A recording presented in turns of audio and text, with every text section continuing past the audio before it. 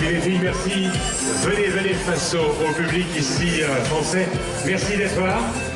Avec côté Vanessa est tirant moins de 51 kilos avec une médaille de bronze au championnat du monde 2008, vice-championne du monde en 2005, championne d'Europe en 2006 et puis également 7e aux Jeux Olympiques de Pékin et avec aussi le bronze au championnat d'Europe 2005. Expérience olympique, j'imagine Vanessa qui avait été riche quand même, c'était fort de participer aux Jeux. Hein. Ben, je pense que c'est déjà d'abord bonjour tout le monde, merci pour l'accueil. Ah oui, les Jeux Olympiques, c'est j'en rêve encore, surtout quand maintenant je vois tous ces athlètes qui sont en train de concourir. Ça nous rappelle de très bons souvenirs. Il y a, ouais, voilà, c'est vraiment une carrière sans les Jeux. Voilà, si j'avais pas participé, bon, avec une médaille, ça aurait été beaucoup mieux, malheureusement. Mais voilà, j'en ai encore des souvenirs jusqu'au jour d'aujourd'hui. C'est le village olympique, les préparations, tout en fait. Ouais, voilà, c'est le meilleur souvenir que j'ai de toute ma carrière. Dans une carrière, pour qu'elle soit pleine, effectivement, il faut au moins participer aux Jeux. C'est vrai que si ton sport est aux Jeux Olympiques, il faut pouvoir y aller. Et c'est pas simple d'y aller. Et ensuite de ça, une fois qu'on y est, on peut pas être spectatrice, il faut être actrice. Ouais. C'est vrai que c'est pas simple d'y aller. Donc déjà, sur le coup, lorsque j'étais à Pékin, j'ai pas fait la médaille, j'étais très triste, démoralisée, j'ai eu du mal à m'en remettre.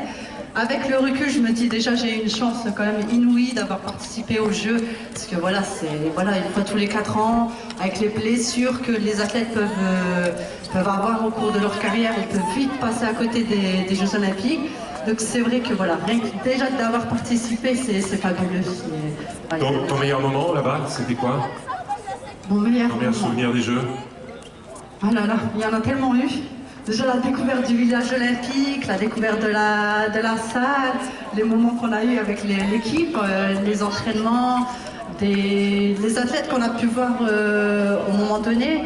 Et voilà, et en plus, bon, nous, on a eu la chance qu'à ce moment-là, on a eu les frères Guénaud qui avaient été médaille d'or, médaille de bronze. Donc voilà, malgré notre déception, on a quand même eu le sourire grâce à eux. Donc voilà, ça aussi, c'est vrai que c'était un moment inoubliable. 2008, t'as pas pu faire une photo avec Usain Bolt, non? Non, il a couru trop vite. C'est jamais facile. Et le conseil que tu donnes aux jeunes qui veulent venir à la lutte, on en voit quand même qui viennent s'initier aujourd'hui ici. C'est un sport fabuleux, hein, c'est un sport. Coups les jeteurs, vive la lutte. Non, alors la lutte, rien à dire, c'est riche. Voilà, on utilise vraiment tout le corps. Il y a. Pour la libre, pas pour la gréco, hein, mais pour la libre. Ouais, voilà. Ouais, ça c'est la libre. La lutte féminine surtout. Non, voilà, c'est un sport fabuleux. On fait des super rencontres. Voilà, il y a tellement de choses à dire en fait sur la lutte. C'est tellement un sport complet. On a besoin vraiment de tout. Dès le plus jeune âge, voilà, c'est pour ça aussi qu'on fait la baby lutte. Voilà, pour les motricités, pour tout. Donc c'est fabuleux, c'est un sport. Je conseille à tout le monde au moins d'essayer la pratique, parce qu'après c'est vrai qu'on n'est pas obligé de le faire en compétition.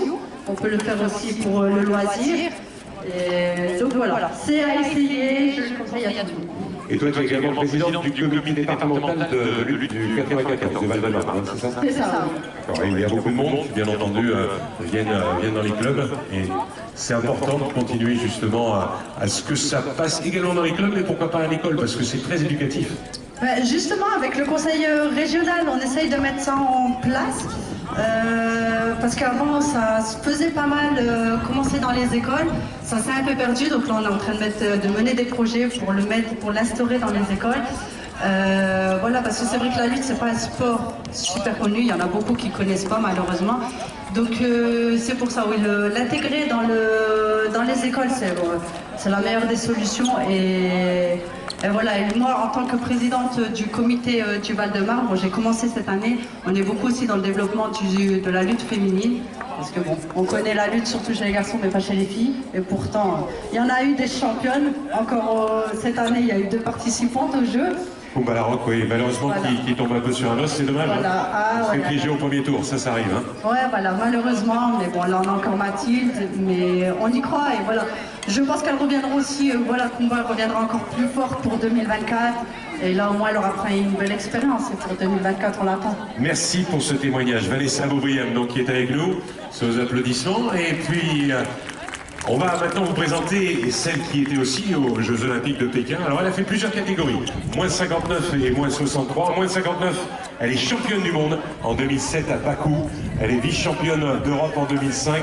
Et puis en moins de 63, vice-championne d'Europe 2010.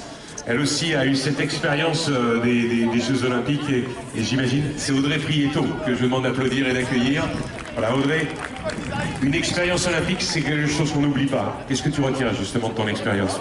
Alors je pense en plus, pour rejoindre Vanessa, déjà on était ensemble, donc ça a été des sélections qui étaient très très dures pour nous. Il faut savoir que la lutte féminine est rentrée aux Jeux Olympiques seulement en 2004 à Athènes.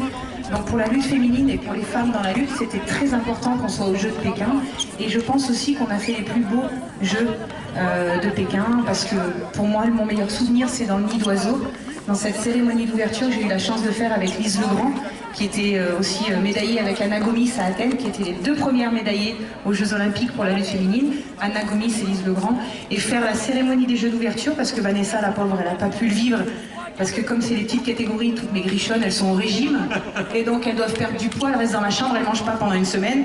Moi, j'étais dans la grosse catégorie en 72 kilos, donc je pouvais manger ce que je voulais, et donc j'étais bien. On en a profité pour Lise pour faire la cérémonie, et c'était quelque chose de merveilleux.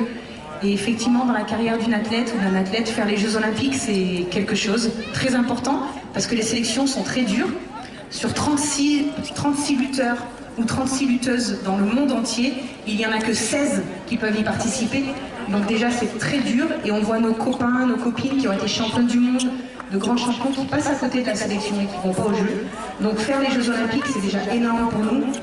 Faire une médaille, c'est encore plus fort. C'est le Graal, on travaille pour ça. Et cette cérémonie d'ouverture était mémorable. C'était impressionnant, le nid d'oiseaux, le sol tremblait quand les délégations étrangères arrivaient. Et quand on est en équipe de France, qu'on chante la Marseillaise dans les coulisses pendant des heures, parce qu'on attend des heures, on a attendu plus de 6 heures. Donc je peux vous dire que l'émulation, elle monte avec le porte-drapeau. Voilà, c'est vraiment ce qu'ont vécu les athlètes là sur Tokyo. C'est ce qu'on a vécu avec Vanessa, et on le souhaite à tout le monde. Et c'est quelque chose de merveilleux, et c'est encore beaucoup d'émotions même après autant d'années. Non, fantastique. Et puis ce titre, bien sûr, je disais, de championne du monde, ça aussi c'est quelque chose que tu n'oublieras pas. Non, jamais, jamais. Je ne pourrais jamais l'oublier. Et c'est vrai que même des fois, en fait, je me dis, mais c'est pas possible, oui. Je suis championne du monde. Et la Marseillaise, c'est quelque chose de merveilleux. Et je me rappelle cette anecdote, j'ai appelé mon papa sur le podium, et j'ai fait entendre la Marseillaise en fait à mon papa, et c'est merveilleux. Vraiment. Ouais, on regarde cette dernière essai, c'est en direct. Malheureusement, Renaud était blessé, il s'est fait mal ce matin. Il est retombé, mal retombé, il s'est fait mal à deuxième talon. Pas à la cheville, oui, il s'était fait une